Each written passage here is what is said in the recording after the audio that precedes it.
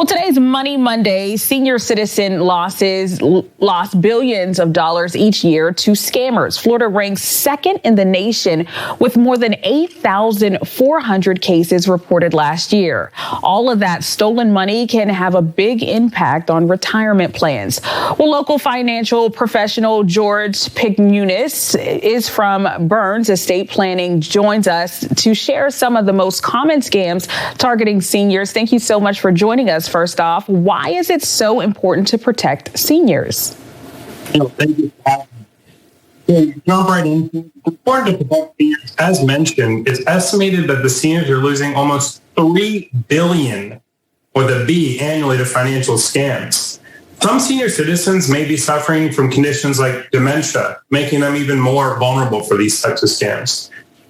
They also frequently have more money in the form of things like pensions and savings. And, as an advisor, that worries me because more than half of Americans say falling victim to a type of scam is likely to set them back in their retirement plan. And since I work with older adults who are in or near retirement, retirees are usually on a fixed income and the money they lose may not be able to be replaced.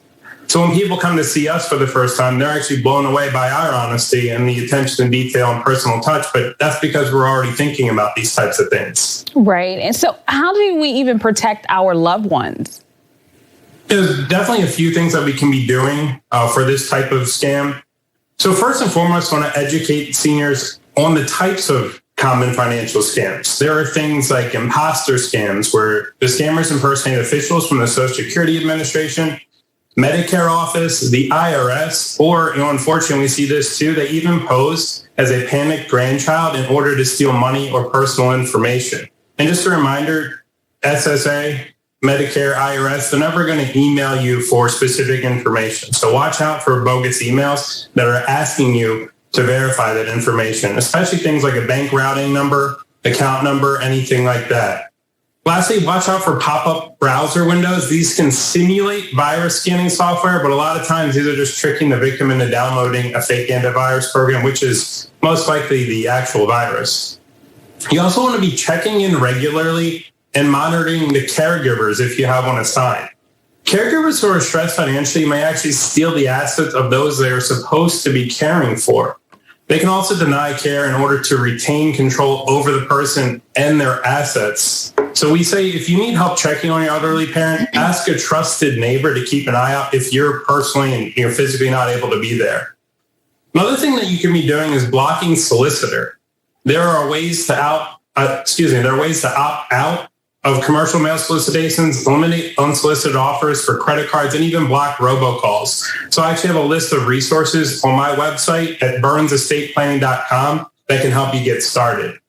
Last thing here is safeguard your bank accounts. So financial institutions are training employees to watch for signs of fraud. Me personally, even in the advisor realm, I have to do an annual training to look out for red flags. One common one that we do see is if an elderly customer appears stressed or they make a large withdrawal from their account. So that's usually a trigger for us to look into.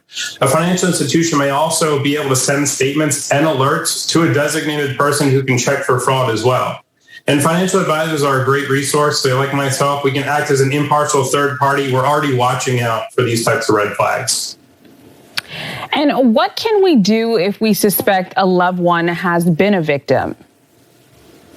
So unfortunately, we're seeing that about 1 in 44 of these situations get reported. So first and foremost, seniors can be embarrassed by this or may not even realize they've been scammed. So we say if you or a family member has been scammed, it's very, very, very important to report it. Start by filing a report with the state attorney general.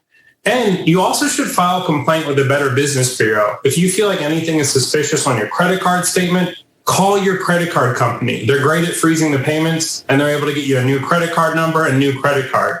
I also have a link on my website with more information about filing a complaint as well if you want to check that out.